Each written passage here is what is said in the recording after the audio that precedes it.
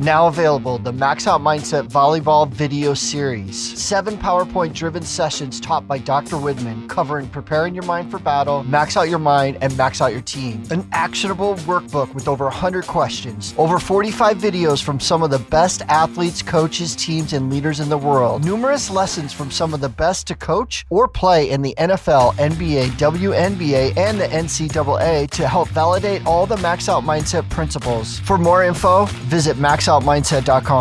Welcome to the Max Out Mindset podcast with your host, Coach Jess. Jess serves as an elite mindset coach to Division I, high school and club athletes, teaching them elite mindset skills, such as confidence and composure, to put them in the best position to max out when it matters the most. Hey everyone, Coach Jess here. I'm really excited. I get to have a great colleague, a peer that I look up to, and a coaching friend on the Max Out Mindset podcast today. I want to introduce Coach Elise Fulcher. She is from Omaha, Nebraska, and she's a current coach there at their 16 gold level. That team competes in open, and they actually finished third with a very special team that you will hear more about. But let me dive into a little bit more about Elise's background. She's been a high school, club, and also a Division I coach. Some really cool things. I think she has a lot of insight to bring. And the reason why we do this podcast is because I feel our listeners, we have some college volleyball hopefuls or prospects. We also have some college athletes that are continuing to work on their mindset. And then most importantly, what's close and near and dear to my heart is our coaches. And so I know here, Doc and I really are passionate about serving teams, individuals, and just the high level athlete that wants to go from really, really good to great, or in our world, elite. So Elise, break it down for me. I know with a coaching background, you also have a background as a college athlete. So fill us in, why volleyball? What age did you start? And we'll talk about coaching in a second. Well, first of all, thanks for having me on here. It really is a pleasure, and I'm really looking forward to diving into it and sharing my why, because I think every coach should have a why. And that's a huge, important piece. And I think girls need to know that. What any athlete needs to know what your why is, because I think that's a level of vulnerability that helps build relationships with your athletes. So I'm excited to share that. I actually started playing volleyball when I was in 6th grade. It's kind of a little later than most. Now you got kids starting at 7, 8 years old, which is great. I love that. But I didn't have that when I was 7, 8 years old. The club volleyball wasn't as big, I'd say, as it is now. And so I played volleyball and basketball. Come on. Volleyball took over. There was just something about the sport. I loved the team aspect. I loved that it wasn't as physically contacted as basketball. And I actually had a coach that impacted me right away. It was someone that bought into me and bought into my teammates. And I think that's what really stuck with me. I will never forget. He said to me, he looked at me dead in the eye and he said, "You could be really good at volleyball." And when a 6th grader hears that, I've never played volleyball in my life. I don't know the sport. I don't know if I'm good or not. But when you hear someone that knows the sport and knows what they're doing and tells someone, you could be really good at this if you put the time and the effort in, I bought in. It was right there that I bought in. And I think that's kind of what I want to give to players as well, is to help them buy into that and let them see their potential and give them that confidence, move forward with something that they love or may fall in love with. I mean, we're going to talk about that, but the impact of a coach, right? Or maybe that voice of authority that believes in you more than you believe in yourself. And I know we teach here that positive psychology framework. So from 6th grade, club was just a new thing. You're kind of a multi-sport athlete, a baller, a volleyball player as well. What was that decision for club? And then tell me about college. Did you want to go right away? Was it the same belief of, okay, maybe I believe in myself, I can give this a shot? Tell me a little bit about that. Like, how did you choose college ball and a school? Yeah. So the coach that started me in grade school and middle school was the one that, he owned a club here in Nebraska, which is not a club anymore, but I was not at Premier at the time. So I started with club with him, and then moving into high school, I actually switched over and started playing for Premier my sophomore year. And that's kind of where my love of the game grew even more. I had some stellar coaches that have still left an impact on me to this day. And actually my journey getting into college volleyball is very different than most. I went into my senior year not sure if I wanted to play college volleyball. I actually suffered an injury the summer going into my senior season. I was out for a little while with an ankle injury. And I wasn't sure what my senior season was going to look like. I was like, I've taken a beating.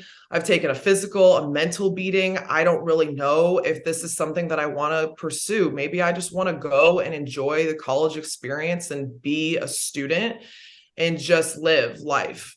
And that didn't happen. I continued and decided to play club. And then I went on a visit in December of my senior year. I had not committed to play college volleyball yet. I went on a visit to Benedictine College, which is in Atchison, Kansas, a small school. But it felt like home to me because it reminded me of my high school, which I was very, very fond of my high school. I went to Duchesne Academy here in Omaha. It's a smaller school, all girls. So just a very home feel, very, very family friendly atmosphere. And I got that vibe from Benedictine. And I actually went there just on a visit. I was not there on a volleyball visit, but we walked into the admissions office, and the gal that was at the counter that was getting us ready asked if I just wanted to meet the volleyball coach. My mom happened to mention that I was a volleyball player, and she said, "Oh, do you want to meet the coach?" And we looked at each other and said, "Sure, why not?" I walked into Coach Cooper's office, and she liked my size immediately and already invited me to come back. She asked for some film, whatnot. Saw me play live, saw me on film, and asked me to come back a week later. And I believe it was another week later that they offered me a scholarship. So it was such a weird, twisted, and not a very non-traditional way of getting recruited. But I think it's important for athletes to hear that you don't have to get recruited your freshman year, your sophomore year, your 8th grade year. That's not even legal anymore in volleyball anyway. So now it's June 15th of your sophomore year, but you don't have to be that athlete. I was getting recruited to be a Division I athlete actually as well, but I wasn't sure I wanted to take that route. And I ended up being an NAIA player, and I was successful, and it was something that I enjoyed. And I think that's where it's great, is when you can find your niche market or your place, your home, and you be successful there. Don't go for the success that's possibly looming. A team could be good one year and then not good the next, or a team could have a coach that you really enjoy, but they end up going somewhere else because that coach gets their dream job, or their family, or they just can't make it work with their family anymore. You've got to do what's best for you. And I did that for myself. And that is something that I will always, always appreciate of making that decision. I want to call something out. There's sometimes a stigma, right, about prospective athletes, got to go D1, or I got to go this division, or I need to go X school. And I think there's so much hype around maybe a location, a title, a school, and certainly not bashing any school division, but you chose something that was best for yourself. And what I heard is it's something that reminded you of home. It's something that made you want to play that sport in college. And you did choose a different division than maybe what you were being recruited for as first. And so I circle around that third building block that we have for that elite mindset, and that's being mindful. And so you being mindful led you to this awesome opportunity to play college ball. And then tell me a little bit more about this positive psychology framework. That's what we teach here at Max Out Mindset. But for you as a coach, and then you also had a coach impact you in that way, what's your definition and how do you apply it?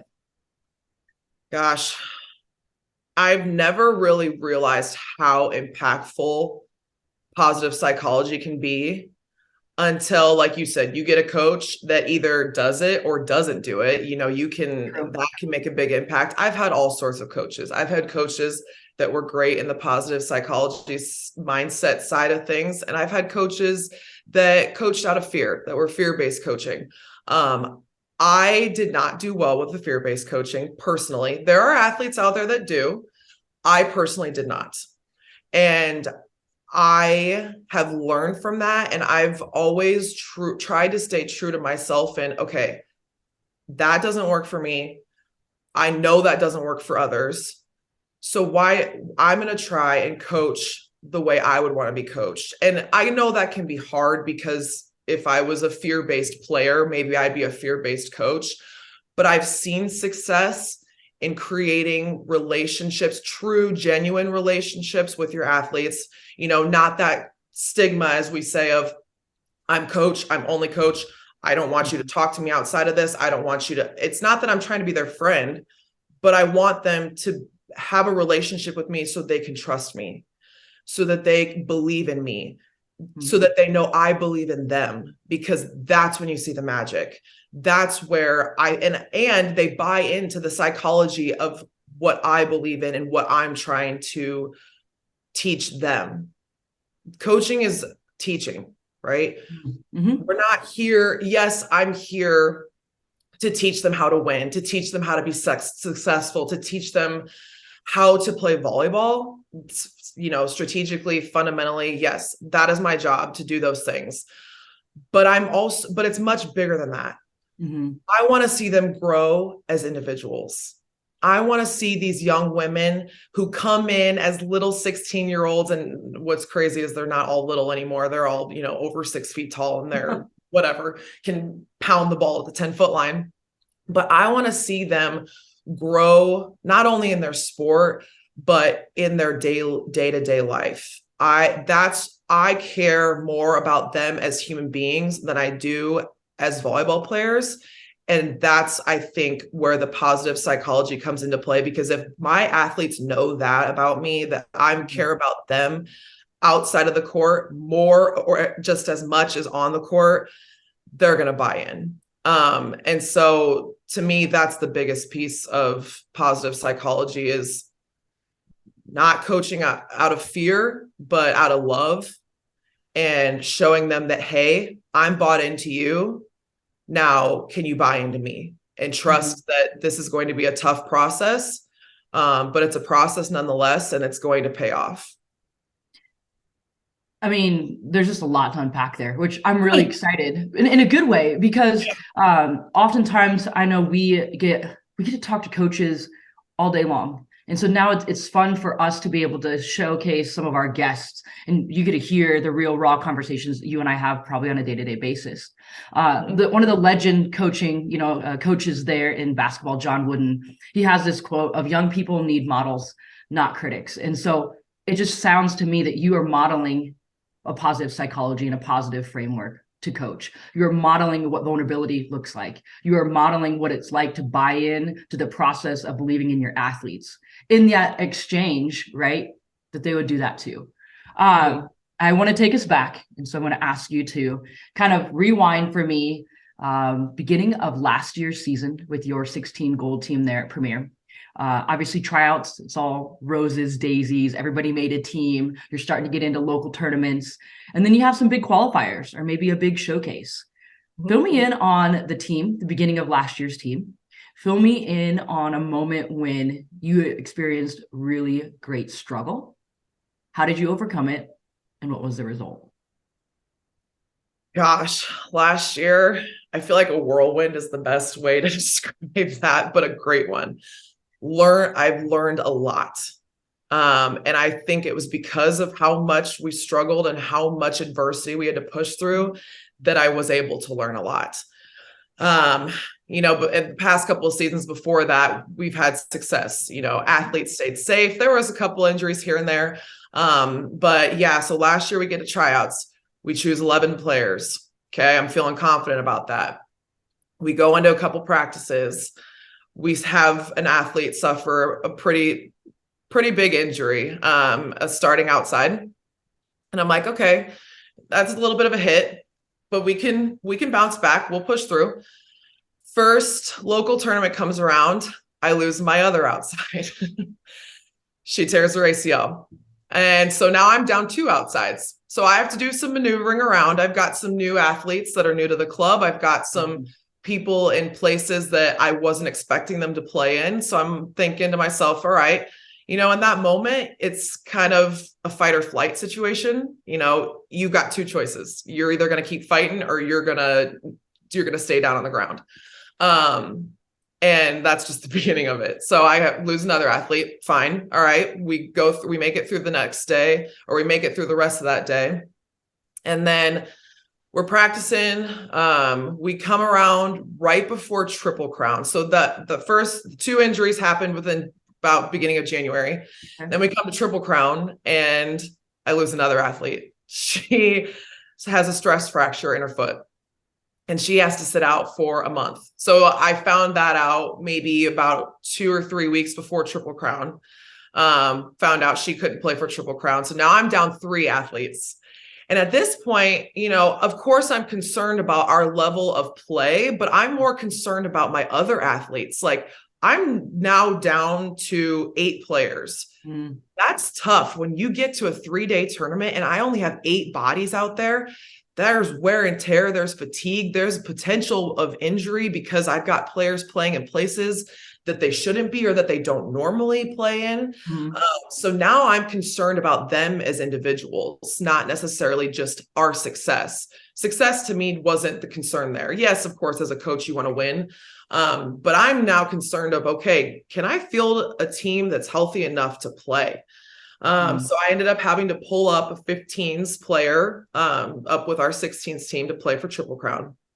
We go 1-6 at Triple Crown. I actually played your team, Jess. I'm sure you remember that.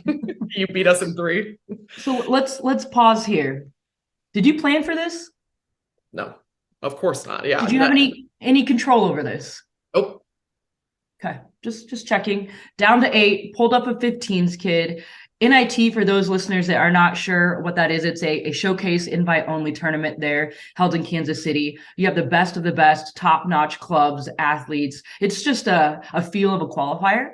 And it's really nice because college coaches, at least at that Division I level, can come to those courts and watch. So it's a big deal. Going on 8, finished 1-6. How are you feeling as a coach? How's your team feeling? What in the world? What happened? That was one of the hardest tournaments I think I've ever coached in, mentally, because you see your team. The hard part about this was we went 1-6, but to my recollection, every single game that we played in went 3 sets, and we lost by 2 or 3 points in every single set that we lost. There was maybe 1 or 2 where we lost by 5 to 10, but we were battling. So I think to me, that was the frustrating part, was we were right there. We couldn't finish.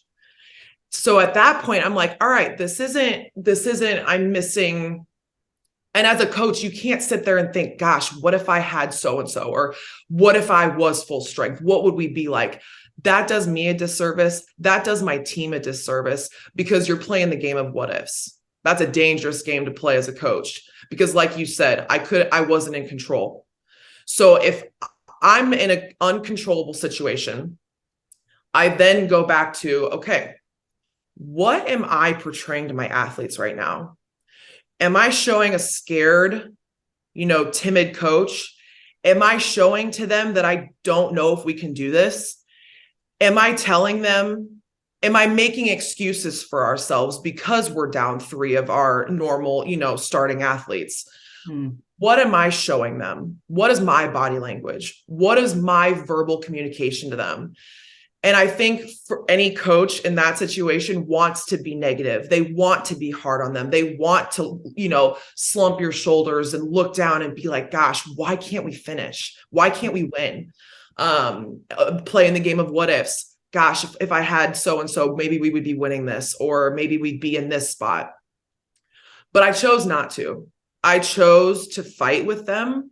I chose to look at the positives. Yes, I got on them. Yes, I think there are moments they needed to be pushed and held accountable. Like, we should be winning some of these things. Why aren't we? Why can't we control what we can? Let's be in control here. And I remember specifically telling them, all I ask of you right now is to fight. make those other teams earn these wins. Don't go out there and lay down and just give the excuse of we don't have everybody. It is what it is. No, that's not it. Go out there and fight. Show me that you want it. And then if you get beat, I can deal with that at the end of the day because you tried. You made them earn it. I can deal with that. And I think that was the message that I really, sent home with them was we're 2 points away in every single set. We're right there. To me, that's a positive because we can go back to the drawing board. We can lock in and we can fix those things. But what I can't fix is your effort of going out there and trying to win, your communication of going out there and actually trying to work with your teammates and work through those struggles. I can't coach kids or athletes how to do those things. Those are the things that they can control, but I can teach them how to be better volleyball players. And that's what I really tried to hone in on and focus with them. Mm-hmm. So you and I both know, right, that level of commitment, the commitment to control the controllables, and injuries suck.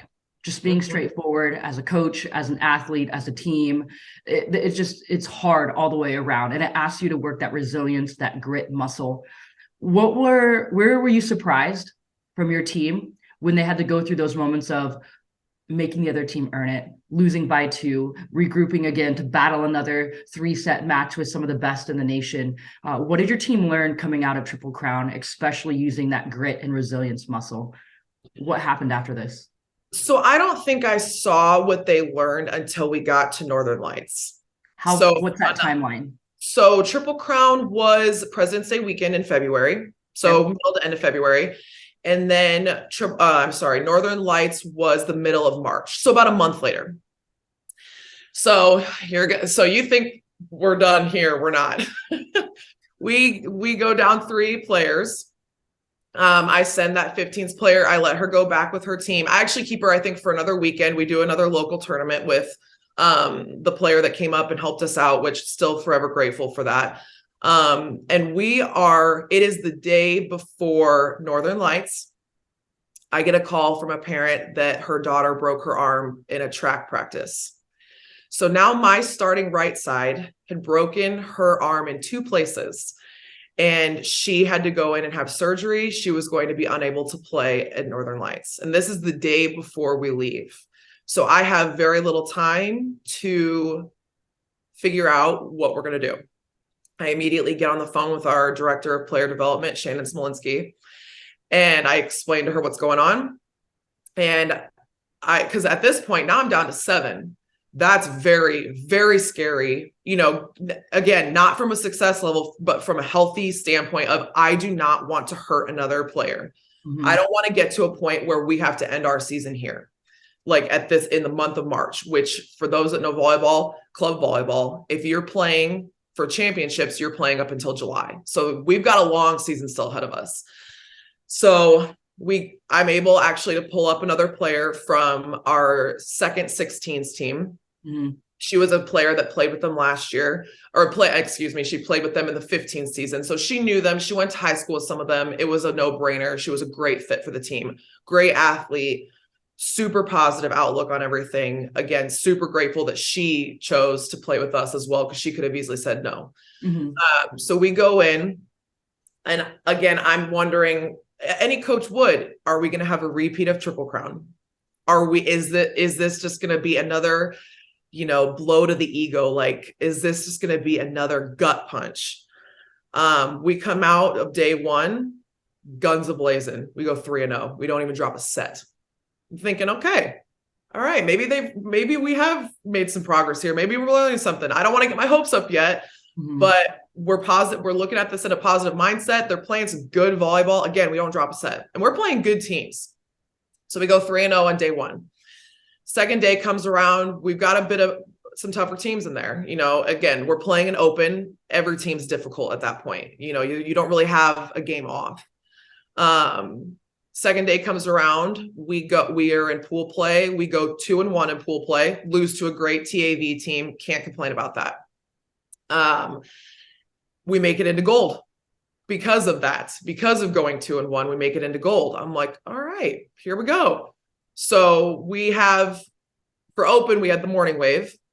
And then we had one more game that night, which was the first round of gold pool play, which was very interesting. That was the first time I've ever seen that, but I kind of liked it.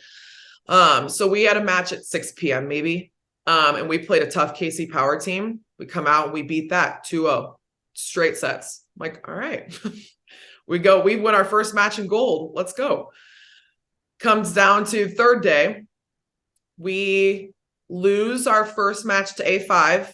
They, finished second in the tournament though. So I'll take that loss. And we end up winning our next 2 matches.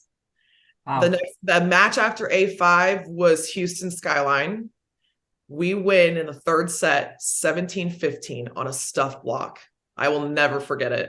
I'm getting chills right now thinking about it. And then we go on and we win in 3 sets to beat a team that we played on day 1. We have to beat them again. And to me, that's honestly scarier than playing a new team as a team that you already beat, because it's hard to beat a team twice. They're hard. Coming for you because you beat them the first time. They're coming for you. So we beat them in 2 sets on the first day, but we go 3 on the third day and we end up winning, and we earned a open bid to nationals. A team that I was not even sure, honestly, and I'll say this now, looking back at it, I wasn't even sure if we would go to nationals, just given the circumstances of what was going on. We earned it. And I say earned proudly because they earned it. And we as coaches obviously helped them and guided them, but they were the ones that went out there and earned it. And that was when I saw the progress and the switch from Triple Crown. And I was very, very proud. You look at elite teams that are able to do something like that, 30-day turnaround, right? 1-6 Triple Crown. You go out guns blazing day 1. You have day 2, a little bit of a test. Day 3, you start surprising yourselves, it sounds like. And you talk about that second C and the elite mindset, right? Your girls have commitment, which is the first. The second is confidence. What did your confidence do in that 30 days? How did you increase their confidence? Because I can imagine going 1-6 at one of the biggest invite tournaments really didn't boost the confidence. How did you instill that in your girls? And what was it like coming out of this weekend, fast forwarding to nationals? My motto, and I say it to every team, is we're training for July. And I remember specifically saying that to it's the bigger perspective of it's going to be a process, and trust the process because we are training for July. And I remember saying that to them at Triple Crown too. I don't want you to be your best at Triple Crown. I don't even want them, honestly, to be their best at Northern Lights. I don't want them to be the best in May. I want them to be the best version and best athletes in July when you come down to the championships, when it's tough and when you got the good competition. That's what we're training for. And I think when I say that, it's more of the sense again of trust the process, trust your training. It's going to be tough. There's going to be some battles and some tests, which obviously there were. But if you can do that and you look at it as a big picture, but we take that big picture and cut it off into little sections and accomplish things in those little sections, all those little accomplishments that you add up will end up paying off immensely in the end.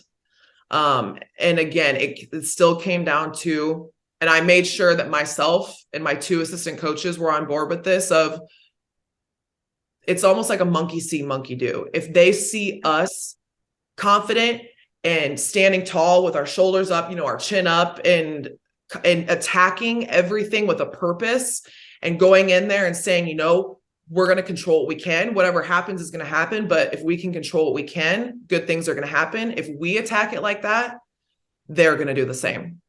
They feed off of us. I'm a firm believer that athletes truly feed off of coaches, just like a child is going to feed off of what their parents show and display to them, right? I'm a firm believer of that. And I want to portray the best version and the truest version of myself. And that's confident, with your head held high. You walk in there, you control what you can, and you enjoy the process and you love what you do. You're hitting on a lot of great things. 2 things that come to mind, right? We talk about maxing out yourself for your athlete, right? But you talk about maxing out our team. And I've seen Doc share a lot of his testimonies from a lot of his college teams, right? We have a lot of testimonies from high school and also now our club space. But when you max out a team in that realm, you talk about the impact of a coach.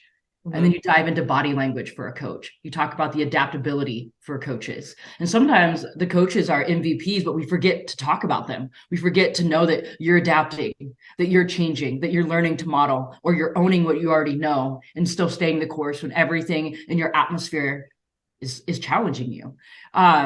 You talked about incremental progress towards July, right? We're training for July. When it comes to goal setting, we teach the SMART goals, progress goals, maybe breaking it up into chunks. What did you finish at Nationals last July? So we finished third at Northern Lights. We ended up in finishing third in KC at the Show Me National Qualifier as well, which is another incredible progress. Another month later, you go and finish third again. And then we end up finishing third in 16 Open at Nationals. Third in the highest division of Open at the age group of 16s is hard. Very. So tell me, was that an end goal for you when you first started out the season? Was that like a goal that the team wanted? So or did that just happen for the progress goals? Right. So what we did and what I do every year with every team is I break our season up into 3 chunks: preseason, season, and postseason. And I have them do individual goals and team goals for each little chunk of season. Because I think if you look at it in just all in one, that can be a lot, that can be daunting. But preseason is obviously some practices, maybe 2 local tournaments and Triple Crown. So I have them find goals for that. I have them do goals for season, which are usually our 2 qualifiers, because we usually only play in 2 qualifiers. And then I have them do postseason goals. And I remember specifically last year, their goals for preseason, I believe, was to at least finish in the top or in gold, or, finish in the top 2 of local tournaments. And I believe finishing or at least getting to the elite bracket and gold of Triple Crown, which we did not accomplish that goal, but fine, so be it. You move on, you learn from it. Their goal for qualifiers was to finish in gold, or to at least make gold in both qualifiers. We did that. And then Nationals was also to compete and earn a spot in the gold bracket of the national championships. And for me, I was okay with those goals because I thought they were realistic. And I would be real with them if I didn't think that that was something they could accomplish. This was an athletic and very physically talented volleyball team. So, and I knew that. And so that's why I was okay with the goals they were setting. Not every team is going to have those same goals. Not every team realistically can achieve those same goals. And it's not that I will ever tell them that, or, break them down, or, lower their self-confidence or their team confidence in that sense. But I'll be realistic with them, and we'll kind of mix or switch up maybe what we're going for. But I remember those were some of their goals. And I also remember after Show Me, having them go back, pull their goal sheet out again, and physically check off what they accomplished, because that's such a high. That's such a good feeling and such a rush of, yeah, we're already coming back to Omaha on a high because we just finished third in 2 qualifiers and Open. Yeah, that's already a great accomplishment. But I remember smiling and looking at them and saying, check that off.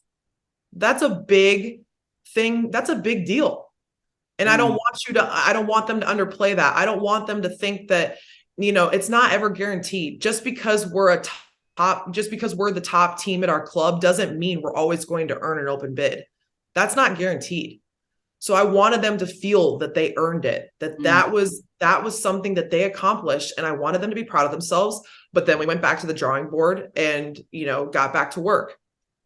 I never wanted them to settle. We accomplished a goal. Great. We're here. All right. Let's see if we can bump to here, and let's see if we can get to here. And continue to set the bar high. We're not going to settle for less. You accomplished something. All right, let's go out and let's take another step and see if we can go tackle something else. Well, and this kind of surprised me too, but when I like that you had your athletes bring that goal sheet back out, right? So they're going to visualize it. They're going to see it on their own, but you as a coach held them accountable to keep visualizing their goals in front of them, which the stats crazy. When a goal is put in front of you, it increases for the success rate 40% to 100%. And so, I mean, that gives me chills just knowing, right? Because this is my world, that you as a coach are holding your kids accountable to those goals. It's easy to write them down, but what does that follow-up look like? Yes. Third and open. Congrats. That is a huge accomplishment for how you just shared your season started. I think that would test any coach in any team. And so what a really cool testimony. And for you, struggling wise, confidence as a coach. I think let's go back. And just as much as we talk about the elite mindset for athletes, right? The 4 C's: commitment, confidence, concentration, composure. For you as a coach, how are you building your confidence? How are you working on your own mindset? Specifically in a season like that, you had to do some grit. You had to work on some resilience. You had to look yourself in the mirror. Do I have what it takes to lead this team? How'd you overcome that? It was hard, but I thank God every single day for the people that I surround myself with. I truly do not believe that we as human beings are meant to do things on our own. I think it's not that we have to rely solely on other people, but we need help. And it's okay to ask for help. I asked for a lot of people's help. And it truly came into a fight or flight situation. That is the best way to describe it is, all right, we have 2 choices, right? We can either continue to finish out this season and fight, or we can lay down and say, gosh, this is the cards that life dealt us. I guess it is what it is. And we can just wrap up and go home. Because that was a choice at one point. That was getting close to being a choice at one point. I was not going to do that. And I was not going to let my athletes do that. And it came down to the advice and the people that I surround myself with. I am so thankful for the coaches at Premier, for you, for my assistant coaches, I had numerous phone calls, emotional phone calls. Again, there were days where I was like, I don't know how I'm going to do this. And it wasn't because I was worried about me. I was afraid I was going to let them down, them being my team. That was what I cared about most. I thought I was letting them down because of how athletically talented they were, because of how good of a team it quote unquote could have been, I guess. You're playing the what if game. Right. So I was playing that game with myself. I think it's hard to say that someone wouldn't. But I felt like I was letting them down as well as, kind of the club in a sense, right? Like I have a 16 open team that in my head in January or February wasn't even going to make it to nationals in general. Wow. That was me being very pessimistic, of course. We have those thoughts. They're real, right? I had them. I just made sure that my team didn't see them, of course. Right. But I was given a piece of advice that I will take with me forever and that I will still continue to coach to this day was prepare for the worst, but hope for the best. And as crazy, it sounds negative. And it can sound negative, but to me, that's being a proactive and a coach that's trying to stay one step ahead. I'm preparing for the worst. I am preparing for an athlete to go down with an injury so that I know what piece I want to put in that puzzle next. Or I'm preparing for an athlete to get sick for a major tournament and not even me, but my athletes. I want my athletes to prepare for these things so that they're one step ahead. You prepare for the worst, but hope for the best so that, you're ready when times get tough. You're ready, you're prepared, you're ready, you're good to go. Your team knows what it's going to look like when we don't have all the pieces on a normal day, right? But you hope that you don't have to come across that. But if you do, you're ready. And that was honestly the advice that got me through that, as well as the support, the emotional, the just actual support that I had from my friends, my other colleagues of coaches, even college coaches were helpful in that situation. But I think that was kind of what I really stuck to. And that was the message that I sent to them was you can either fight or you can choose to walk out the door. And I think I'm very thankful that they all chose to fight and they stayed in it with me. I mean, I bet they're thankful too. I think they had an unforgettable ride last season, Yeah. and really started to look inside of themselves and like, this is what we can do, right? When we're committed, when we earn the right to build our confidence through reps, but also through relationships. You're telling me that you asked for help was kind of that big key to your success as a coach, to continue to evolve and grow. And I think even being a former college athlete for both of us, right now we're coaches in different realms. Sometimes asking for help comes off as a weakness, or being vulnerable.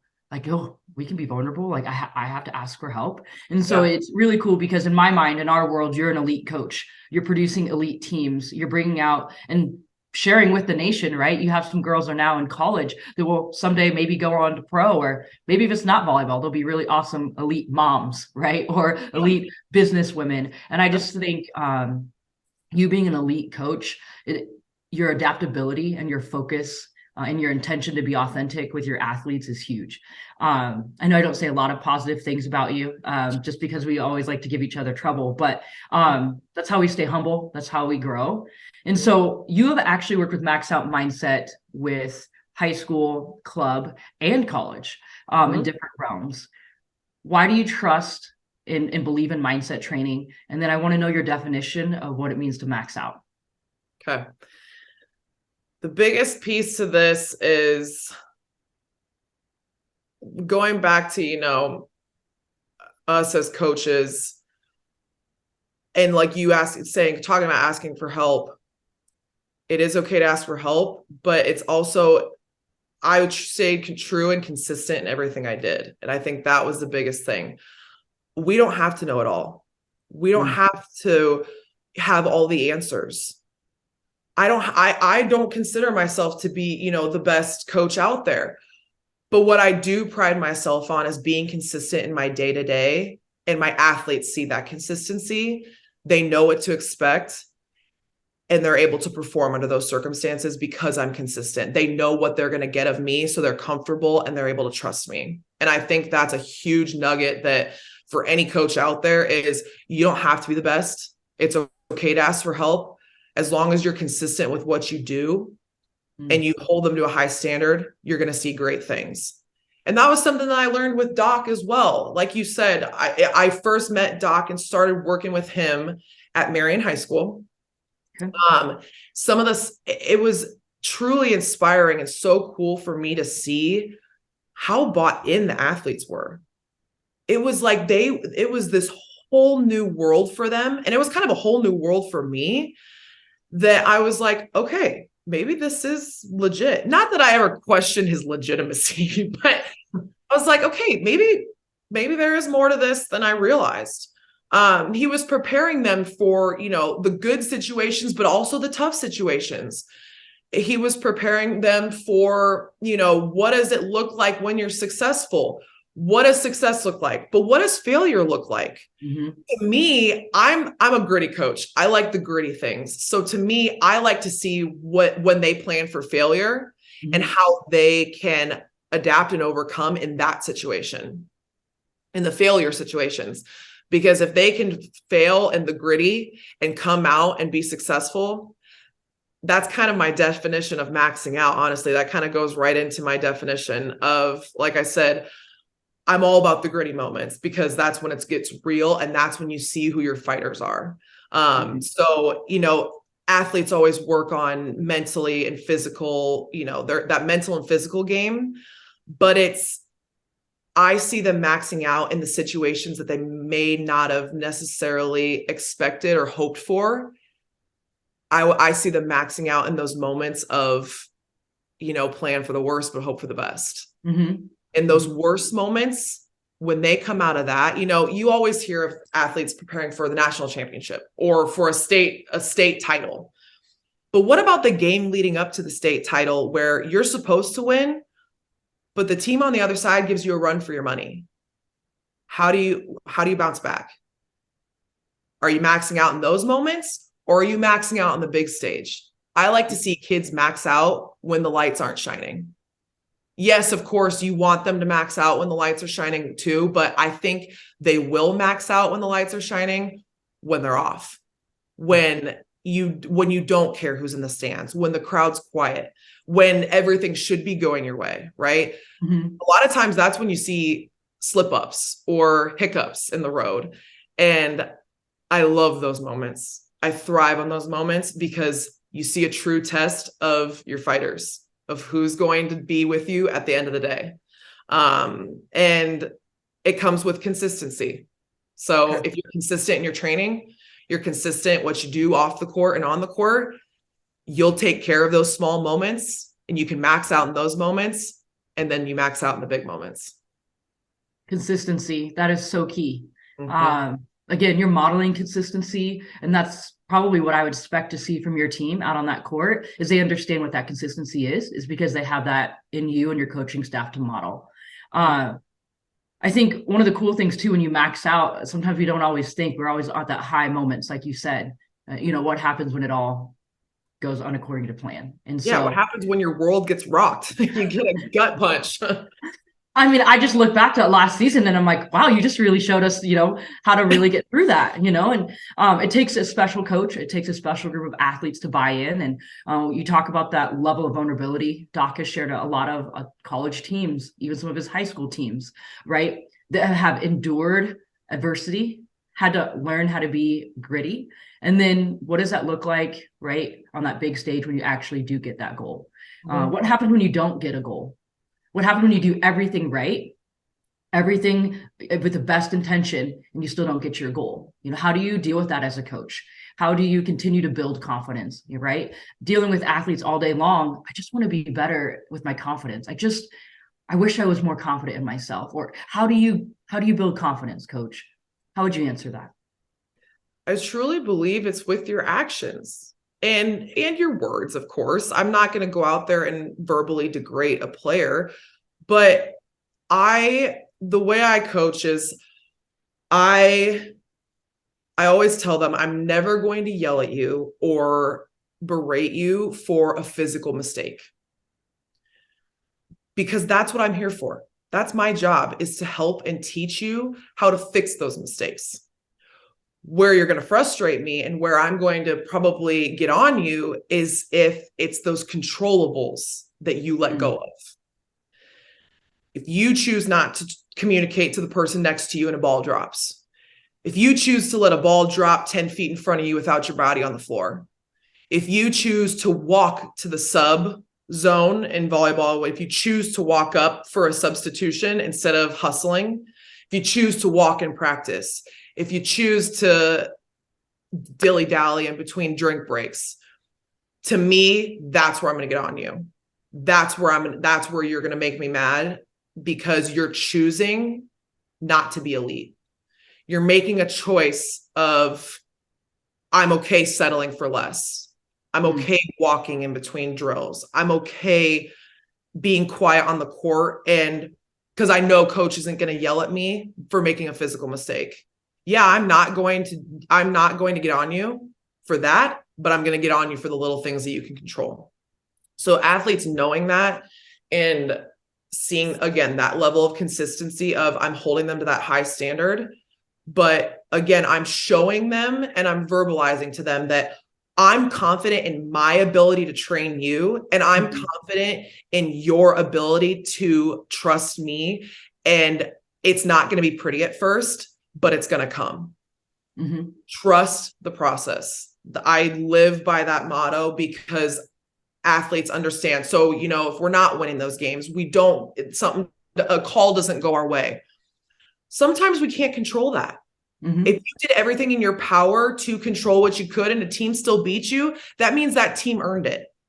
And that's why I can walk away with that. Again, because if my team fought for it, and if they really put everything out there, physically and mentally, whatever that 100% looked like for them at that moment, as long as they can walk away saying they did that, we can go back to the drawing board and try a new strategy then. That's when you just flip the strategy instead of worrying so much about, my team physically can't do it or they athletically can't do it. No, that means maybe we just need to try maybe we need to switch our rotation. Maybe we need to just flip some players here and there. Maybe we need to run a different route in this moment. That's where strategy comes in. And that's what I preach to them and understand is, trust me that we can get through those moments, but don't walk away from everything you've put out there and fought for and worked for, because it's going to come. I love it. Trust, vulnerability, right? That positive psychology framework. And then you're just a great example of grit as a coach, but also producing great elite teams, understanding how to embrace that. And so overall, I'm excited. I'm excited to see what your future teams do. I'm excited to see you evolve as a coach. I think I saw you go after some big dreams up into that Division I coaching level, and now you're back in the club space. And so wish nothing but the best for you and Premier 16 gold this season. And I know we look forward to serving your teams and your entire club. So thanks, Elise. Thank you so much. Max Out Mindset does a ton for our athletes, I think. And now, you guys partnering with Premier, I'm really looking forward to seeing, again, I want to see these athletes max out in the moments when the lights aren't shining, when it's tough, when you think you can't go anymore, but they choose to go a little bit harder, because then they're going to get to those moments. They're going to get to the nationals, the open gold level of nationals, and we're going to see great things. So thank you guys for everything that you do. And thanks for your mentorship and help along the way.